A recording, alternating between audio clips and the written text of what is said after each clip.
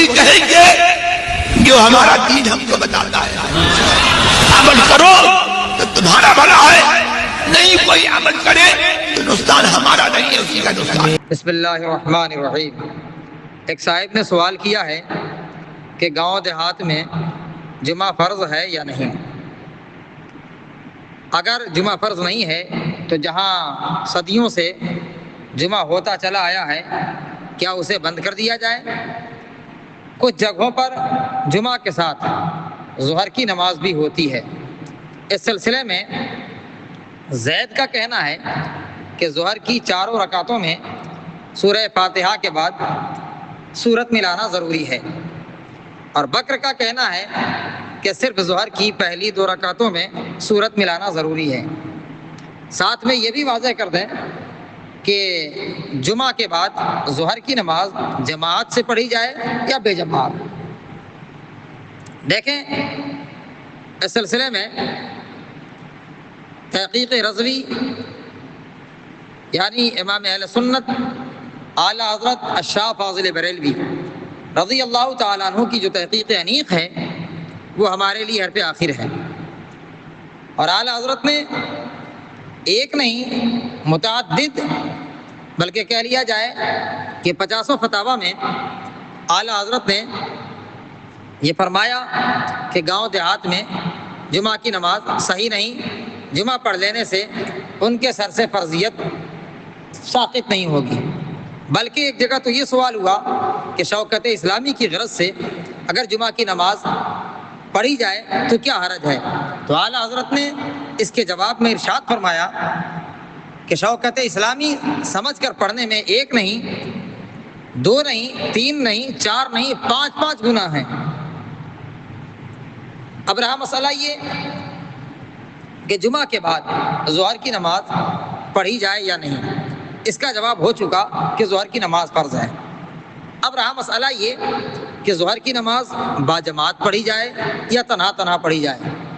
اس سلسلے میں اعلیٰ حضرت رضی اللہ تعالیٰ عنہ نے فتاوی رضویہ کی 3 جلد کے صفحہ نمبر 270 یا 271 پر ارشاد فرمایا، جواب کے شروعاتی میں لو صلوا فرادا حاضرین فی المسجد، اعلیٰ حضرت نے اپنی اس عبارت میں واضح طور پر فرمایا کہ ایک ہے جماعت چھوڑنا، گھر بیٹھے جماعت چھوڑ دی، اور ایک یہ کہ مسجد میں جماعت حاضر ہے، حاضر ہوتے ہوئے جماعت پر قدرت ہوتے ہوئے جماعت نہ کی گئی۔ اعلیٰ حضرت فرماتے ہیں ہذہ شنیعۃ اخری، یہ ترک واجب سے بھی زیادہ برا ہے۔ لہذا جمعے کے دن جمعے کی نماز کے بعد یعنی جمعے کے نام سے 2 رکعت پڑھنے کے بعد ظہر کی نماز باجماعت ادا کی جائے، یہی حکم شرع ہے اور یہی صحیح ہے۔ اب رہا مسئلہ زید کا کہنا کہ 4 رکعتوں میں سورت ملائی جائے، بکر کا کہنا کہ صرف 2 رکعت میں سورت ملائی جائے۔ تو زید کا کہنا ان جگہوں کے لیے ہے جن جگہوں کے شہر ہونے نہ ہونے میں شک ہے، جہاں ظہر احتیاطی کا حکم فقہا دیتے ہیں، اور ظہر احتیاطی کا حکم محض خواص کو ہے، عوام کو نہیں ہے۔ اور بکر کا کہنا کہ ظہر کی 2 رکعتوں میں سورت ملائی جائے، باقی 2 رکعتیں خالی پڑھی جائیں، یہ ان جگہوں کے لیے ہے جن جگہوں کا گاؤں ہونا ظاہر ہے۔ لہذا جن جگہوں پر جن دیہات میں گاؤں میں جمعے کی نماز کے ساتھ ظہر کی نماز ادا کی جاتی ہے، یہی عین مطابق شرع ہے۔ فتاوی عالمگیری میں فرمایا من لا تجب علیہم الجمعہ من اہل القرى والبوادی لهم ان یصلوا الظہر بجماعت یوم الجمعۃ، جن لوگوں پر جمعہ کی نماز فرض نہیں ہے جیسے گاؤں دیہات میں رہنے والے، تو ان پر واجب ہے کہ ظہر کی نماز جماعت کے ساتھ ادا کریں۔ اور جب ظہر کی نماز فرض ہے تو 2 رکعت میں سورت ملائی جائے، اور 2 رکعت جس طرح سے خالی پڑھی جاتی ہے یوں ہی پڑھی جائے۔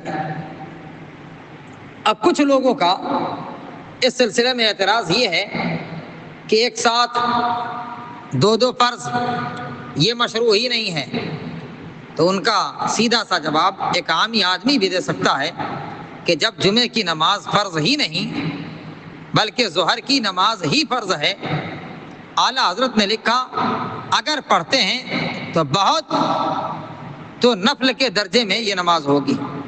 تو حاصل یہ کہ جمعے کی نماز جب فرض ہی نہیں ہے تو ظہر کی نماز جو فرض پڑھی گئی وہ فرض ہے، اور جمعے کی نماز جو پڑھی گئی وہ فرض نہیں، تو دو فرضوں کا اجتماع لازم ہی نہیں آیا۔ لہذا یہ اعتراض کرنا کہ دو فرض ایک ساتھ مشروع نہیں، یہ محل معارضہ میں نہیں ہے۔ جن جگہوں پر جمعہ صدیوں سے ہوتا چلا آیا ہے، قدیم زمانے سے، ان جگہوں کے لیے حکم یہ ہے کہ جمعہ بند نہ کیا جائے۔ رد المحتار میں فرمایا اما العوام فلا یمنعون من تکبیر ولا تنفل لقلت رغبتهم فی الخیرات۔ عوام جس طرح سے بھی اللہ اور رسول کا نام لیتے ہیں انہیں لینے دیا جائے، بس یہ کہ خلاف شرع نہ جائیں۔ اب اس صورت میں جمعہ بند کرنے میں ہوگا یہ کہ جس طرح سے ہفتے میں کم از کم ایک دن لوگ جمعے کے ساتھ ظہر پڑھ لیتے ہیں، تو اگر جمعہ آپ بند کر دیتے ہیں تو ظہر کی نماز جو ہفتے میں ایک دن پڑھتے ہیں یہ بھی ان کی چھوٹ جائے گی۔ لہذا جمعے کی نماز بند نہیں کی جائے گی بلکہ جمعے کے ساتھ ساتھ ظہر کی نماز باجماعت ادا کرائی جائے۔ واللہ تعالی اعلم۔